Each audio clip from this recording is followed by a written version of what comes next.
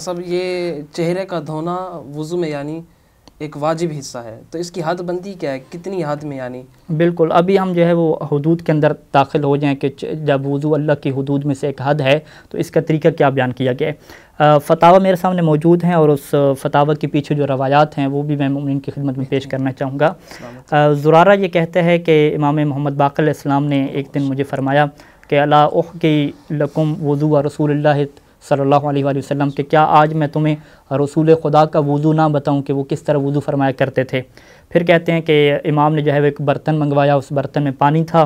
فوضع بین یدی، برتن کو اپنے سامنے رکھا، ثم حسر عن ذراعیہ، پھر کیا ہے اپنی جو ہے وہ قمیض بالکل بلند کی، کوہنیوں سے بھی کیا ہے اوپر بلند کر دی۔ پھر کیا ہے امام نے غمس فیہ کف الیمنی، اپنا دایاں ہاتھ اس پانی سے کیا ہے چلو کے طور پہ بھرا، اور پھر امام نے فرمایا کہ یہ اس صورت میں ہوتا ہے کہ اگر آپ کا ہاتھ کیا ہو پاک ہو، ہاتھ نجس ہے تو ظاہری بات ہے اسے پہلے پاک کرنا پڑے گا۔ ثم غرف ملأها ماء، پھر کیا ہے اسے پانی سے بھر دیا ایک چلو کو، فوضع علی جبینہ، اور پھر کیا اسے پیشانی کے اوپر ڈالا۔ اب یہاں پہ جو ہے وہ پیشانی کے اوپر ڈالا، ثم قال بسم اللہ، پھر امام نے بسم اللہ کہا، وسدلہ علی اطراف لحیتہ، پھر کیا ہے اسے داڑھی تک کیا ہے سارا پہنچا دیا پانی کو۔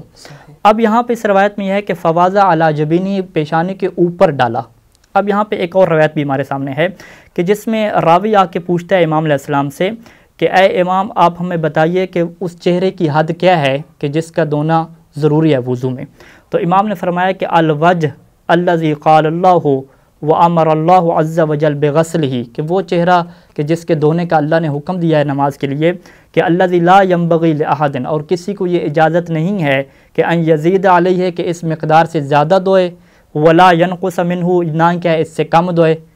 وَإِن زَادَ عَلَيْهِ لَمْ يُؤْجَرْ، اگر زیادہ دھو لیا تو اجر نہیں ملے گا، وَإِن نَقَصَ مِنْهُ، اگر تھوڑا دیر دھو لیا تو گناہگار ہو جائے گا۔ اور وہ حصہ کون سا ہے؟ ثم آثم ما دارت علیہ الوسطی والابہام، کہ اگر آپ اس کی عرض کے اعتبار سے دیکھیں، چوڑائی کے اعتبار سے دیکھیں تو ما دارت علیہ الوسطی والابہام، کہ ایسی مقدار کہ جس کے اوپر انگوٹھا اور جو آپ کی وسطی درمیانی انگلی ہے، کہ وسطی اور درمیانی انگلی چہرے کے جس حصے کو کور کر لے وہ کیا ہے ایک حد ہے، اور یہ حد کہاں سے شروع ہوتی ہے؟ من قصاص شعر الرأس الی الذقن، قصاص شعر یہ جو تعبیر ہے امام علیہ السلام کی، قصاص شعر کہتے ہیں پیشانی کے بال اگنے کی جگہ، صحیح۔ اور اس کو جو ہے وہ ایک اور امام کی روایت میں اس سے تعبیر کیا گیا ہے، اول شعر سے تعبیر کیا گیا ہے کہ جو پہلا بال جو ہے وہ انسان کی پیشانی پہ اگ رہا ہے وہاں سے کیا ہے پانی ڈالنا ہے الی آخر الوجہ۔ صحیح۔ اب ہمارے سامنے کیا ہے دو چیزیں آ گئیں چہرے کی حد کے حوالے سے، ایک حد لمبائی کے اعتبار سے ہے کہ جس سے امام نے تعبیر کیا کہ اول شعر، پہلا بال جہاں سے اگتا ہے وہاں سے لے کر تھوڑی تک، اور ایک چوڑائی کے اعتبار سے ہے کہ درمیانی انگلی اور انگوٹھے کے درمیان جتنا حصہ آ جاتا ہے وہ حد ہے۔ تو اب اس میں کیا ہے ہمیں بہت دقت کی ضرورت ہے۔ سید سستانی اسی روایت کے مطابق یا اس جیسی اور جو روایات ہیں ان کے مطابق انہوں نے منہاج میں جب وضو کے چہرے کی حد پہ پہنچے تو انہوں نے لکھا کہ وَالْأَحْوَةُ لُزُومًا الْإِبْتِدَاءُ بِأَعْلَى الْوَجْهِ إِلَى الْأَسْفَلِ فَالْأَسْفَلِ، کہ احتیاط لازم یہ ہے کہ انسان چہرے میں جو سب سے بلند مقام ہے یعنی جو بال اگنے کی جگہ ہے وہاں سے دھونا شروع کرے، پھر سٹیپ پہ سٹیپ نیچے لے کر آئے۔ صحیح۔ اب یہاں پہ ہوتا کیا ہے، یعنی ہمارے یہاں جو عوامی غلطی ہے کہ لوگ کیا ہے پانی بھرتے ہیں چلو میں اور ایسے ہی ڈال دیتے ہیں، جب ایسے ڈالتے ہیں تو وہ کہاں پہ ڈال رہے ہیں؟ اپنی آنکھوں کے اوپر ڈال رہے ہیں یا پیشانی کے سینٹر میں ڈال رہے ہیں، تو جب وہ پیشانی کے سینٹر میں ڈال رہے ہیں تو اوپر کچھ حصہ کیا ہے رہ گیا ہے باقی، جبکہ امام علیہ السلام نے کیا فرمایا تھا؟ من اول شعر من قصاص شعر الراس، من قصاص یعنی وہ جو بال اگنے کی جگہ سی وہاں سے پانی ڈالنا تھا۔ تو لہٰذا سید ثانی فرماتے ہیں کہ جو بندہ پانی ڈالتا ہے آنکھوں کے اوپر یا ایسے پانی ڈالتا ہے پیشانی کے سینٹر میں اور پھر کیا اس کو دھونا شروع کرتا ہے تو احتیاط واجب کے طور پہ اس کا وضو درست نہیں ہے۔ اگر وہ چاہتا ہے کہ میرا وضو درست ہو اور اللہ کی حدود کی وہ پابندی کرے تو ضروری ہے کہ چلو بھرے اور بالکل کیا ہے اوپر سے ڈالے۔ اور میں یہ بتا دوں کہ جب بھی آپ اول شعر سے ڈالیں گے تو ضرور آپ کا یہ حصہ کیا ہوگا گیلا ہوگا، یعنی بالکل اول شعر میں جب آپ ڈالنا چاہ رہے ہیں تو ایسا تو نہیں ہے کہ بہت ہی ہم دقیق اور پیمانے کے اعتبار سے ڈالیں، ظاہری بات ہم یہاں پہ ڈالیں گے تو کچھ حصہ بال کے بھی کیا ہو جائے گا گیلا ہو جائے گا۔ تو اگر آپ نے یقین حاصل کرنا ہے کہ میں نے واقعاً ابتدا کیا اول شعر سے تو پھر آپ اس طریقے سے ڈالیں کہ کچھ حصہ بال کا آپ کا کیا ہو جائے وہاں سے گیلا ہو جائے۔ پھر یہاں پہ ایک احتیاط مسح کے دوران کرنی ہے کہ جس میں امام علیہ السلام نے فرمایا تھا کہ جو سر کا مسح ہوتا ہے وہ بازو کی تری سے ہوتا ہے،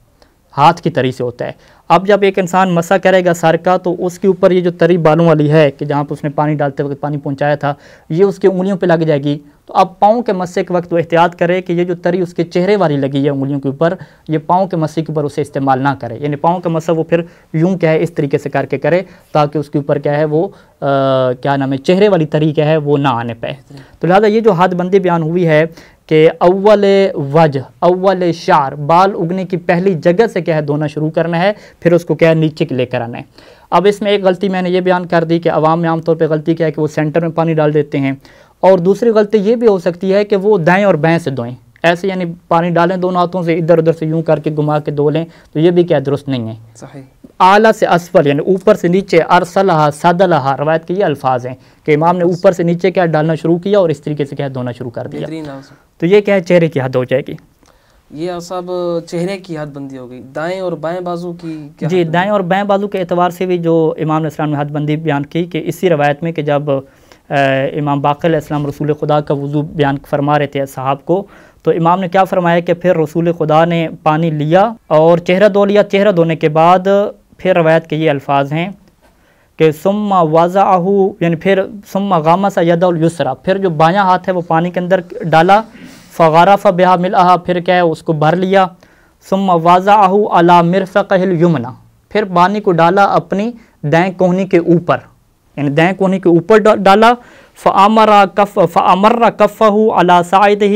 حَتَّى جَرَى الْمَاءُ إِلَىٰ أَطْرَافِ أَصَابِعِهِ پھر جو ہے رسول خدا نے اپنا ہاتھ جو ہے وہ بازو پہ پھیرنا شروع کیا یہاں تک کہ جو ہاتھ کے کیا نام ہے انگلیاں تھیں اس کے کوہنے تک کیا ہے اس کی کوہنیوں تک اس کے سروں تک کیا پہنچ گئے.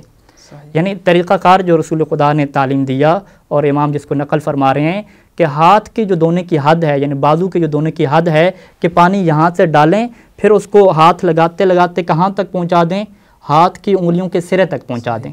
اب صحیح سستانی نے منہاج میں لکھا کہ کچھ لوگ غلطی کرتے ہیں یہاں پہ.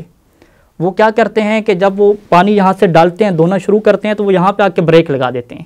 یوں کر کے یہاں پہ بریک لگا رہے ہیں. بریک لگا رہے ہیں کیا مطلب یعنی وہ ہاتھ آگے تک نہیں لے کر جا رہے,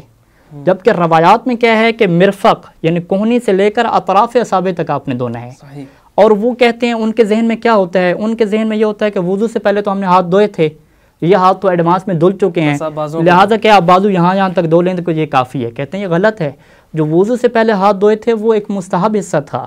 جو اب بھی آپ نے دھونا ہے وہ واجب حصہ ہے. تو اب بھی آپ نے پورا دھونا ہے اوپر سے لے کر انگلیوں کے سرے تک لے کر آنا ہے اور اس میں کوئی چیز کیا نقص نہ ہو. میں آپ کے سامنے عبارت پڑھ کے کیا اس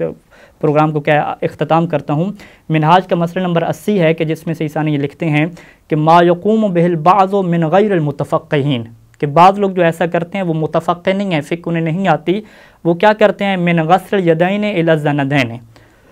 کہ اپنے کیا بازو دھوتے ہیں الی الزندین کلائیوں تک دھو لیتے ہیں, والاکتفاء عن غسل الکفین اور پھر کیا ہے ہاتھوں کو نہیں دھوتے.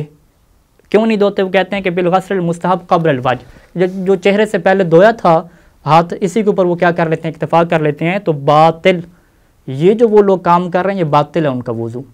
لہٰذا ضروری ہے کہ مومنین کرام جب بھی اپنا بازو دھوئیں تو وہ بالکل آخر تک ہاتھ لے کر آئیں, آخر تک پہنچائیں, بلکہ جو انگلیوں کا درمیانہ حصہ رہ جاتا ہے اس کے اندر بھی کیا ہے ایک خلال کریں تاکہ یہاں تک بھی کیا ہے پانی پہنچ جائے. اور پھر جو روایت کے الفاظ سے کہ کوئی حصہ بھی کم نہیں ہونا چاہیے, کوئی حصہ بھی نہ رہ جائے, تو سید سستانی نے لکھا مسئلے میں کہ اگر سوئی کی نوک کے برابر بھی حصہ رہ گیا اس حد میں سے تو اس کا وضو باطل ہو جائے گا. لہٰذا سید سستانی نے وہاں پہ لکھا کہ یہ جو آنکھوں کے ارد گرد بن جاتی ہے جب بندہ سو کے اٹھتا ہے تو ایک کیا ہے خاص پیلے رنگ کی